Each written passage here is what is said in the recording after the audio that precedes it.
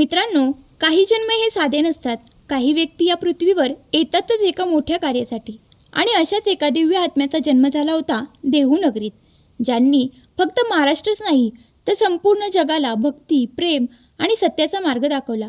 ते म्हणजेच जगद्गुरू संत तुकाराम महाराज. पण तुम्हाला माहीत आहे का, त्यांच्या जन्मामागे एक अद्भुत रहस्य दडले आहे. त्यांच्या जन्माची कथा साधी नाही, तर ती आहे दैवी संकेतांनी भरलेली. चला तर मग जाणून घेऊया संत तुकाराम महाराजांच्या जन्माचं रहस्य आणि त्यांचा अद्भुत जीवन प्रवास. संत तुकाराम महाराजांचा जन्म पुणे जिल्ह्यातील देहू या गावी इंद्रायणी नदीच्या काठी झाला. त्यांच्या घराण्यात आधीपासूनच विठ्ठल भक्तीची मोठी परंपरा होती. तुकाराम महाराजांचे घराणे आंबिले या आडनावाचे होते. त्यांचे घराणे देहू गावातील एक प्रतिष्ठित आणि श्रीमंत घराणे होते. त्यांच्याकडे गावाचे महाजन पण होते. पूर्वज तुकाराम महाराजांचे मूळ पुरुष विशंभर बुवा हे अत्यंत विठ्ठल भक्त होते. असे मानले जाते की स्वतः विठ्ठलाने त्यांना दृष्टांत दिला होता आणि त्यानंतर त्यांनी देहूमध्ये विठ्ठलाचे मंदिर उभारले. तेव्हापासून या घराण्यात पंढरीची वारी आणि विठ्ठल भक्ती अखंड सुरू होती. तुकाराम महाराजांच्या वडिलांचे नाव बोल्लोबा आणि आईचे नाव कणकाई होते. त्यांना 3 मुले होती, सावजी मोठा भाऊ, तुकाराम आणि कानाबा लहान भाऊ. तुकाराम महाराजांच्या जन्माकडे वारकरी संप्रदायात एका विशिष्ट आध्यात्मिक दृष्टिकोनातून पाहिले जाते. संप्रदायात त्यांना नामदेवांचा अवतार मानले जाते. यामागे एक मोठे आध्यात्मिक रहस्य आहे. संत नामदेव महाराजांनी विठ्ठलाच्या चरणी 100 कोटी अभंग रचण्याची प्रतिज्ञा केली होती, परंतु त्यांच्या हयातीत ते सर्व अभंग पूर्ण होऊ शकले नाहीत.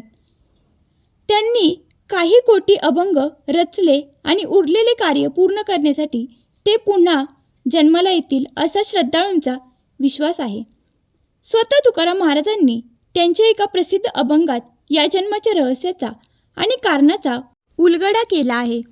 नामदेवे केले स्वप्ना माझी जागे, सवे हुळविले विठ्ठलाने, सांगितले काम करावे कवित्व, वाऊगे निमित्त बोलू नये, नव्हते ते रूप दाविले शून्यात, आलो या जगात त्याचीसाठी. आणि दुसऱ्या एका अभंगात ते स्पष्ट म्हणतात, आमुची मिरासी पंढरी, आलो या नामाचे धारी.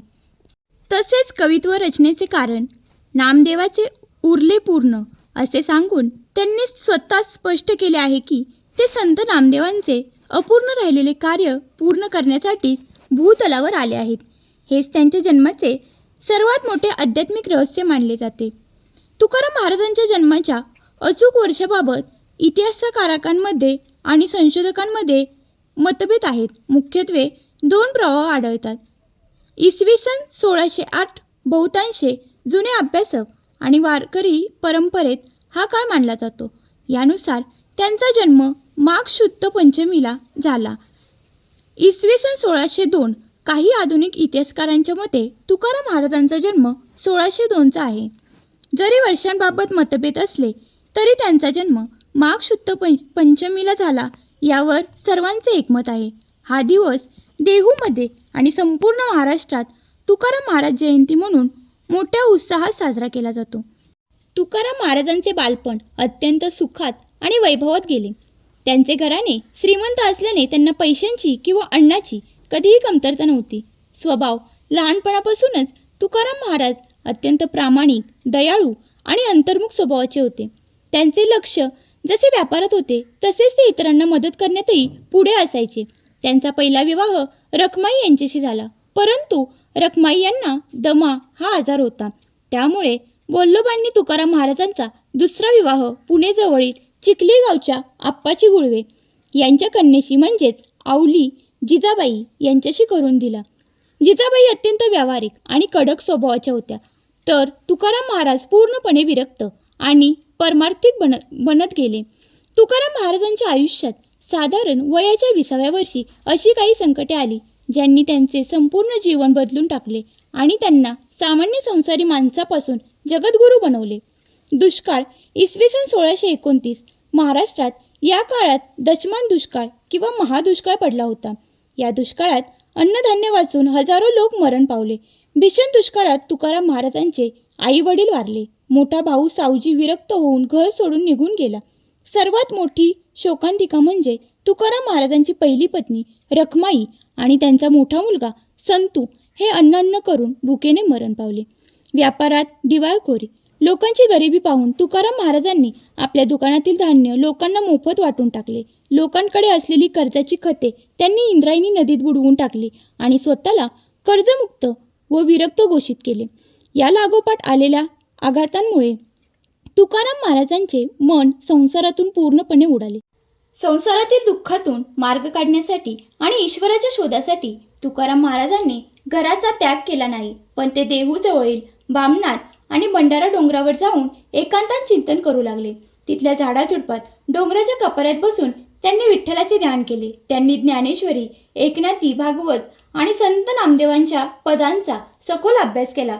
याच डोंगरावर त्यांना आत्मसाक्षात्कार झाला आणि त्यांच्या मुखातून अभंगाची गंगा वाहू लागली. तुकाराम महाराजांचे जन्माचे रहस्य केवळ त्यांच्या जन्मात नाही, तर त्यांनी केलेल्या कार्यात आहे.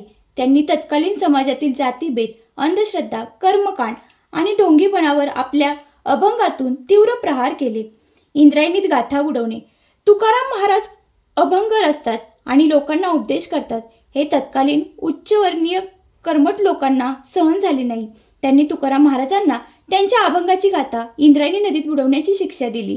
तुकाराम महाराजांनी जर हे अभंग विठ्ठलाचे असतील तर तोच ते रक्षण करेल या श्रद्धेने गाथा नदीत बुडवली आणि स्वतः इंद्रायणीच्या काठावर 13 दिवस अन्न पाण्या वाचून धरणे धरून बसले. 13 दिवसानंतर ती गाथा पाण्यावर तरंगत वर आली. हा त्यांच्या आयुष्यातील सर्वात मोठा चमत्कार मानला जातो, ज्याने विरोधकांचे डोळे उघडले. तुकाराम महाराजांच्या जन्माप्रमाणेच त्यांचा मृत्यू किंवा या जगातून जाणे हे देखील एक मोठे रहस्य आहे. वारकरी संप्रदायानुसार शके 1571 इसवी सन 1650 च्या फाल्गुन वद्य द्वितीयेला तुकाराम महाराजांचे सदेह वैकुंठ गमन झाले. असे मानले जाते की ते कीर्तन करत असताना स्वतः विठ्ठलाने त्यांना विमानाने वैकुंठाला नेले. ते प्रत्यक्ष शरीरासह या जगातून नाहीसे झाले. आधुनिक संशोधकाच्या मते त्यांच्या वाढत्या लोकप्रियतेमुळे आणि सामाजिक क्रांतीमुळे त्यांच्या शत्रूंनी त्यांच्या गुप्तपणे खून केला असावा, अशी एक उपपत्ती मांडली जाते. परंतु वारकरी आणि बहुतांश समाज आजही सदैव वैकुंठगमन यावरच दृढ विश्वास ठेवतो. संत तुकाराम महाराजांच्या जन्माचे रहस्य हे आहे की ते एका विशिष्ट दैवी हेतूने या भूमीवर आले होते. बुडते हे जन न देखवे डोळा म्हणून आला कळवळा, या त्यांच्याच उक्तीप्रमाणे संसारात होरपळणाऱ्या सामान्य माणसाला भक्तीचा सोपा मार्ग दाखवण्यासाठी आणि संत नामदेवांची काव्य प्रतिज्ञा पूर्ण करण्यासाठीच त्यांचा जन्म झाला होता. त्यांचे विचार, त्यांचे अभंग आज 400 वर्षांनंतरही तितकेच जिवंत आणि मार्गदर्शक आहेत.